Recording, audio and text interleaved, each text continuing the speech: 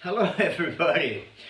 Today I've got something really special. I've done sometimes Harley engines just for drag racing, you know. But now I have something really special and I will show you how it looks. This is the flywheel of Harley with this bloody conrod with two pistons on it, you know. And this is pretty hard to tune them up, you know, to make a new big end in. And I will show you how it works and I'm really nosy. Also, ich nochmal für meine deutschen Freunde, ab und zu verirrt sich auch mal so ein Harley Motor bei mir. Ich habe schon ein paar Mal in den letzten Jahren Harley Dragster Motoren gemacht und ich kann euch nur sagen, also wirklich, da kann man reichlich Leistung rausholen aus diesen Köpfen. Die sind ja relativ einfach und simpel gemacht mit zwei Ventilen, aber wenn die dann richtig Druck kriegen mit Kompressor oder was auch immer die haben mit vollem Stoff, dann geht das richtig zur Sache. Ich will euch das mal zeigen, wie ich das jetzt auseinandernehme. Ich glaube, das ist auch ganz interessant für euch zu sehen, wie das hier mit diesen zwei Pleulen von innen aussieht. Aber da muss man natürlich vorher erstmal eine vernünftige Zeichnung machen, damit man auch weiß, wie das hinterher wieder zusammengebaut wird, ne?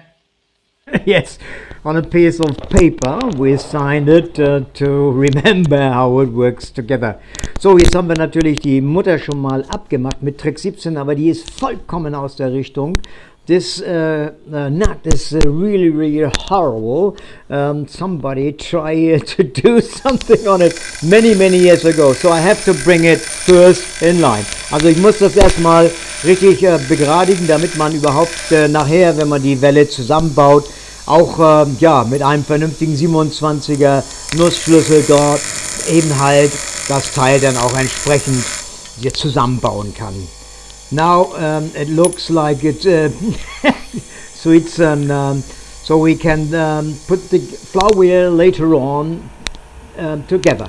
So, jetzt haben wir aber erstmal etwas festzustellen. Wenn ich schon 2 Tonnen auf der Uhr Druck gebe, on 2 tons, you know, the big end goes so much together, so and the conrod sticked on it. So there is not enough clearance between the two flywheel parts. Also es ist nicht genug Spielraum zwischen den beiden Kurbelwellenwangen.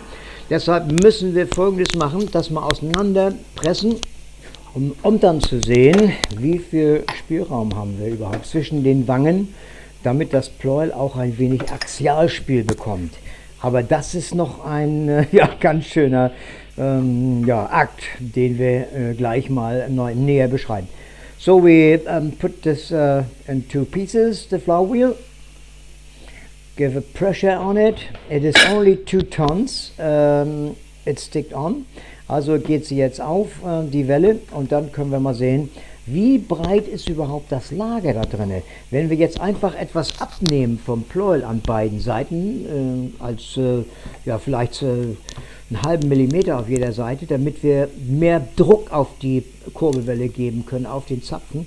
Aber hier haben wir einfach zu wenig Spiel, Axialspiel, 21 nur von dem Lager. Also müssen wir von dem Lager etwas abnehmen und natürlich von jeder Walze, die da drinnen läuft, entsprechend dann auch etwas runterschleifen. And how this works, I will show you in a couple of days. And I'm really nosy how it works, and you will see.